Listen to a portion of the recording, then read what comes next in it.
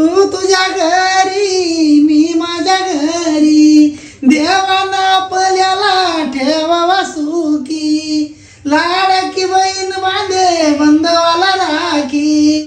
द्रौपदीचा भाऊ भगवान आज माझ्या बंधूना केलं येणं, आज माझ्या बंधूना केलं येणं. तुझ्यासाठी जेवणाचा केला म्या थाट रे, तुझ्यासाठी जेवणाचा केला म्या थाट.